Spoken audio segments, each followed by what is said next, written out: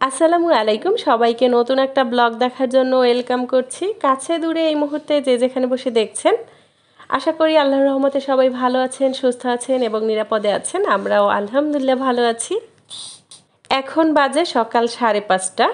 মারিয়াম ঘুম থেকে উঠে গিয়েছে। সে আগের দিন রাতে 7:30টায় ঘুমিয়েছে। তো 7:30টার সময় শুধু একটু দুধ খেয়ে ঘুমিয়েছে, গরুর দুধ খেয়েছে, তারপর ঘুমিয়ে গিয়েছে। আমি মনে করেছি রাতের বেলাও হয়তো 12টার দিকে উঠবে, 12টা বা 11টার দিকে উঠে যাবে, তারপর ওকে আবার খাওয়াবো। তো আমি সেই অপেক্ষায় ছিলাম, কিন্তু কে ওঠে? আমি 12টা পর্যন্ত অপেক্ষা করে ঘুমিয়ে গিয়েছি।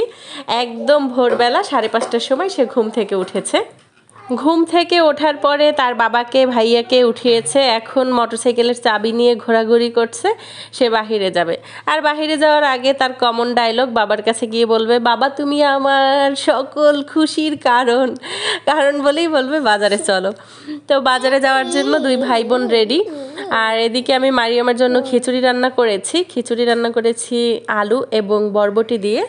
আর এখানে আমি এখন এটাকে মিক্সড করব। এইটাকে আমি ফেসবুকে পোস্ট করেছিলাম যে এটা কি আসলে। তো অনেকেই বলেছে অনেক ধরনের শাকের নাম। আসলে এটা এক প্রকার শাক, তবে এটাকে মাইক্রোগ্রিন বলা হয়।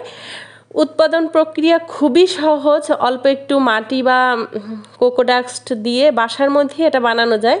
আর যারা জাহাঙ্গীর কবিরকে ফলো করেন তারা তো অবশ্যই এটার সম্পর্কে জানেন বা এটার সাথে পরিচিত।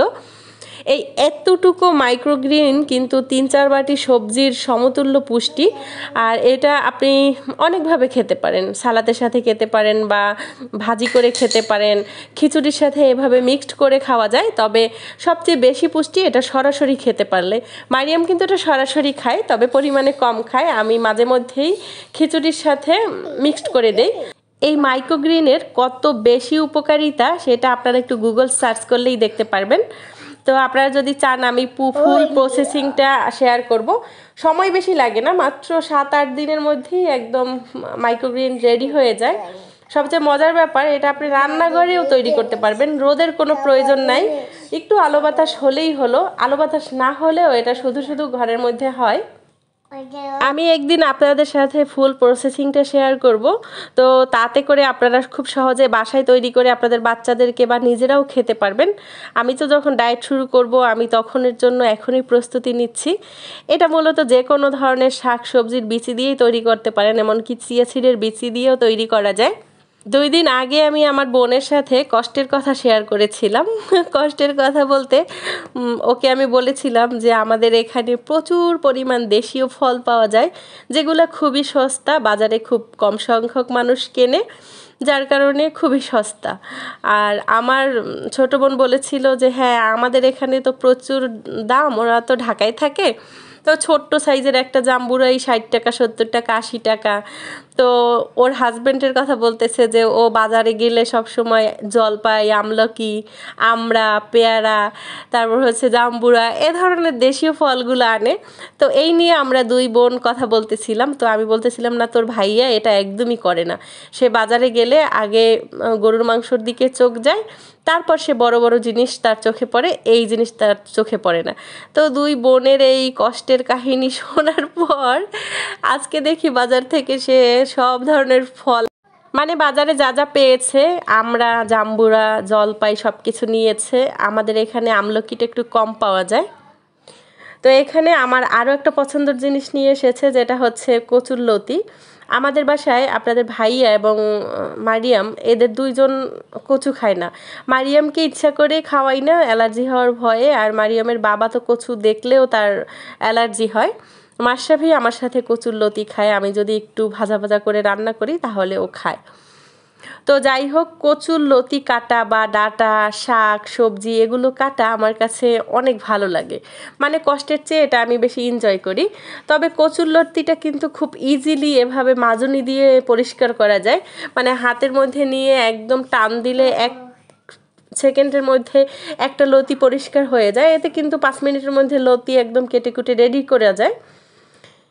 সত্যি বলতে কি জানেন, এই ঝামেলাটা আমার কাছে একদমই ভালো লাগে না। আমি একটা একটা করে লতি হাত দিয়ে কাটবো। লতি কিন্তু আমি কখনো বটি বা ছুরি দিয়ে কাটি না, হাত দিয়ে একটা একটা লতি কাটি। তার মধ্যে কেমন জানি আমি অন্য রকমের একটা তৃপ্তি পাই। লতি, শাকসবজি, ডাঁটা এগুলো আমার কাছে বরাবরই ভালো লাগে। আপনাদের দেখানোর উদ্দেশ্যে আমি 3-4টা লতি এভাবে মাজনি দিয়ে পরিষ্কার করেছি, বাকিগুলো আমি হাত দিয়েই কেটে নিয়েছি। তো আজকে আমি লতি রান্না করব শুটকি দিয়ে। এই শুটকিটা কি শুটকি জানি না, তবে দেখতে ইলিশ মাছের মতো। দেখেই মারিয়ম বলতেছিল যে আম্মু ইলিশ মাছ খাবো, মানে ও মনে করেছে এটা ইলিশ মাছ। একজন আপু কমেন্ট করেছিলেন আপনার বেবির বয়স 2 বছর অথচ বেবির ওজন 18-19 কেজি। তো আমি এটা দেখে খুবই চিন্তিত ছিলাম যে একটা 2 বছরের বেবির 18-19 কেজি ওজন, এটা কিন্তু স্বাভাবিক নয়, এটা স্বাভাবিকের চেয়ে একটু বেশি। তো আমি আপুকে বলবো আপনি অবশ্যই বাবুকে নিয়ে ডক্টরের কাছে যাবেন, ডক্টর দেখাবেন, ডক্টর কি সাজেশন দেয় সেটা মেনে চলার চেষ্টা করবেন। আর আমি বলবো বেবিকে আপনি একটু শর্করা জাতীয় খাবার কম খাওয়াবেন, বেশি প্রোটিন জাতীয় খাবার বেবিকে দিবেন। এই সময়টায় কিন্তু বেবিদের প্রোটিন জাতীয় খাবারটা বেশি প্রয়োজন, তাই বেবিকে প্রোটিন জাতীয় খাবার দিবেন। মাঝে মধ্যেই অনেকে কমেন্ট করেন মারিয়াম অনেক শুকিয়ে গিয়েছে, মারিয়ামের ওজন কম। মারিয়ামের বর্তমান ওজন 12.5-13 মধ্যে থাকে আর কি। তো এটাই আমি মনে করি স্বাভাবিক। এই সময়টায় এত বেশি ওজন বাড়ানোটা মোটেই ভালো না। বাচ্চাদের ছোটোবেলায় একটু গুলুমুলু ভালো লাগে, তবে এই ওজনটা কিন্তু যদি থেকে যায়, না কমে, তাহলে কিন্তু ফিউচারে আবার আমার মতো ডায়েট করে কাটিয়ে দিতে হবে। তাই আমি সবসময় আর কি মারিয়ামের বর্তমান যে ওজনটা সেটা নিয়ে খুবই স্যাটিসফাইড, এটা নিয়ে আমি কখনোই চিন্তিত না। আমি যদি চাই মারিয়ামকে অনেক মোটোসোটো করবো, গুলুগুলু বানাবো, তাহলে কিন্তু আমার বেশি সময় লাগবে না। 15 দিন সময় নিয়ে ওকে খাওয়ালেই ও কিন্তু গুলুমুলু হয়ে যাবে। তো যাই হোক, এদিকে আজকে একদম সিম্পল রান্নাবান্না করেছি, আমরা দিয়ে ডাল রান্না করেছি, বরবটি দিয়ে আলু ভাজি করেছি, আর এখানে শুটকি রান্না করছি। তো এই একদম সাধারণ রান্নাবান্না।